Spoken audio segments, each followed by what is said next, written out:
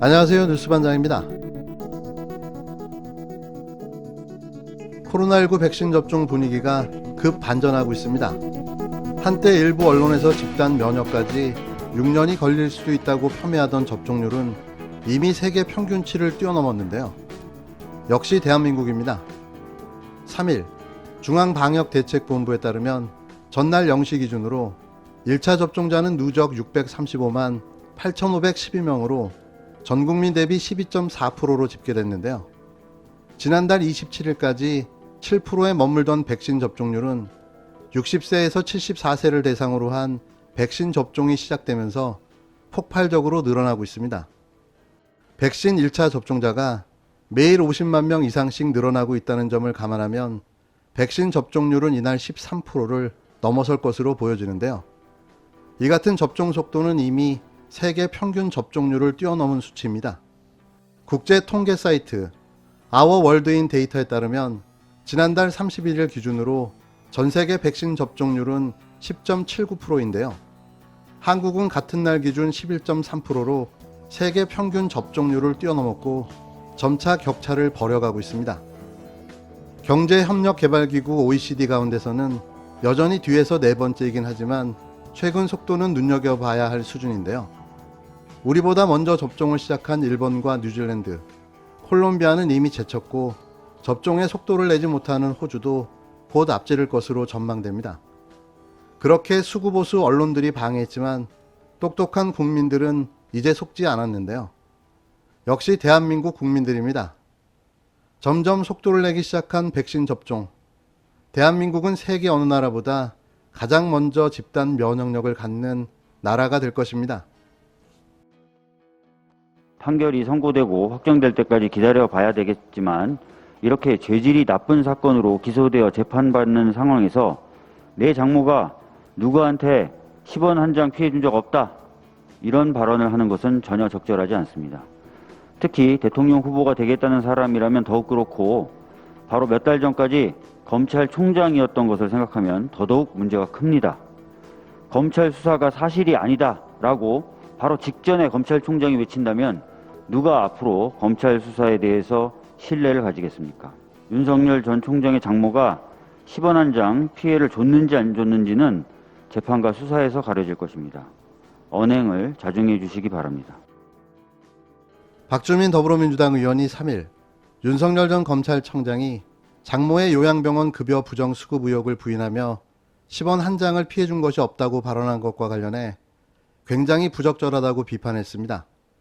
국회 법제사법위원회 여당 간사인 박 의원은 이날 민주당 정책조정회의에서 판결 선고가 확정되기까지 기다려야겠지만 이렇게 죄질이 나쁜 사건으로 재판받는 사건에서 내 장모가 누구한테 10원 한 장 피해준 적이 없다는 발언을 한 건 전혀 적절하지 않다고 말했는데요. 앞서 윤 전 청장이 최근 국힘당 의원들을 만나 처가 관련 의혹을 적극 해명한 것으로 전해졌습니다.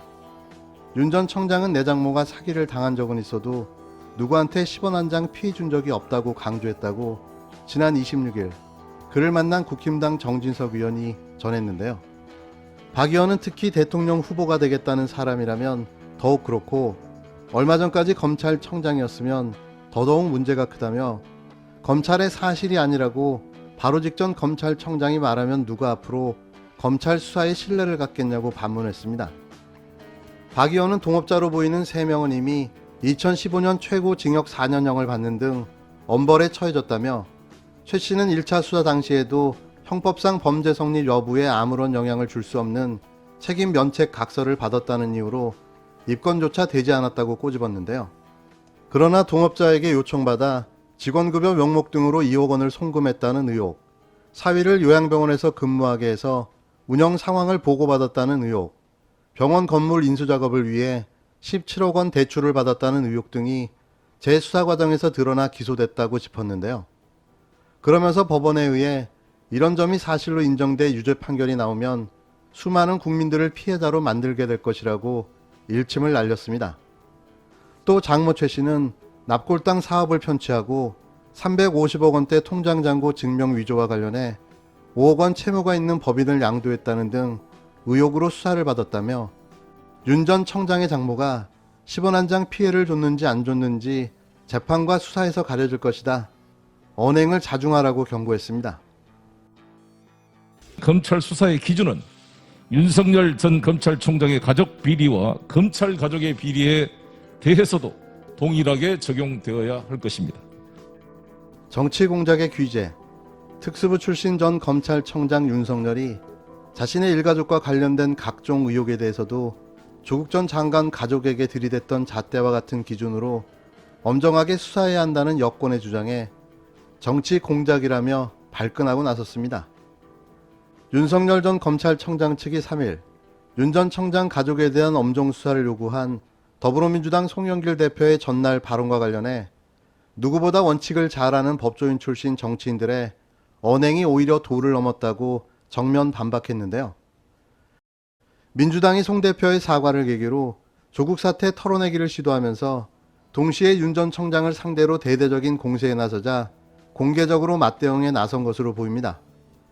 윤 전 청장 장모 최모 씨를 변호하는 손정식 변호사는 이날 입장문을 통해 일부 정치인들이 수사 기록 내용도 모르면서 일방적인 비방으로 일관하고 있다며 이같이 반발했는데요.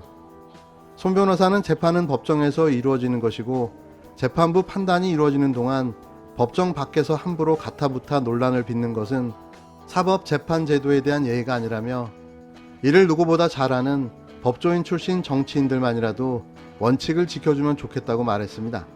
예상했던 대로 법률 대응팀을 가동해 재갈 물리기에 나섰는데요.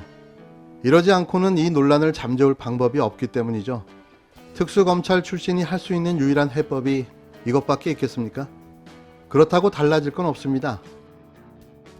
그 책에 조국 장관이 자신 스스로에 대한 반성도 있나 모르겠어요. 무슨 네. 말씀이냐면 윤석열 전 총장으로 추천한 분, 그 조국 당시 민정수석 아니었나요?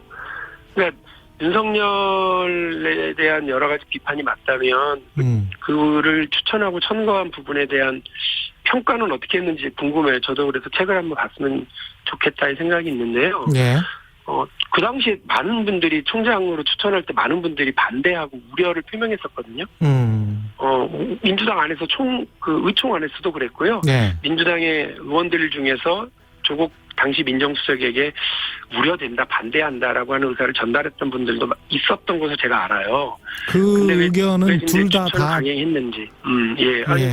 그러니까 그런 우려 그의 수사 방식, 예. 그리고 우리가 특수부가 가지고 있는 여러 사회적 논란, 무리 이런 거 다 알고 그렇죠. 검찰 개혁의 핵심 중에 하나가 특수부 권력의 해체 아니었나요? 네. 그런데 특수통을 이렇게 강화하고 갔던 것도 우리가 알고 있던 검찰 개혁과는 반대되는 부분이라서 그에 대한 부분 분명히 해야 된다고 보고. 박용진 더불어민주당 의원은 3일 당시 윤석열 전 검찰청장에 대한 경고와 우려가 있었을 텐데 최종 임명 과정에서 어떻게 가게 됐는지 조국 당시 민정수석으로 역할이 어땠는지 궁금하다고 말했습니다. 2일 윤석열 전 검찰청장을 청거한 조국 전 법무부 장관이 스스로 반성해야 한다는 취지로 말한 박 의원에 대해 조 전 장관이 책을 읽어보고 얘기하라고 직격탄을 날렸는데요. 이에 대해 박 의원은 책 속 관련 내용이 나오는지 보겠다며 맞받아쳤습니다. 박 의원은 이날 오전 국회 소통관에서 기자들과 만난 자리에서 조 전 장관의 조언 대로 책을 읽어보겠습니다만 대한민국 민정수석이 윤석열 추천, 임명, 검증 과정에서 본인의 실수나 문제가 많은 분이라고 적혀 있는 것을 들었다며 이같이 말했는데요. 이어 그런 내용이 있었는지 책에서 확인해보겠다, 반성이 있었는지도 확인해보겠다고 덧붙였습니다. 앞서 박 의원은 전날 KBS 라디오 최경영의 최강시사와의 인터뷰에서 조 전 장관이 회고록에서 윤 전 청장을 비판한 점에 대해서 조 전 장관 스스로에 대한 반성이 있는지 모르겠다며 윤 전 청장을 검찰청장으로 추천한 분은 조국 당시 민정수석이 아니었나, 윤석열에 대한 비판이 맞다면 스스로에 대한 평가는 어떤지 궁금하다고 지적했는데요. 이에 조 전 장관은 자신의 페이스북에 왜 이런 부정확한 말을 하시나 책을 읽어보시면 좋겠다는 글을 올렸습니다. 그냥 웃음만 나옵니다.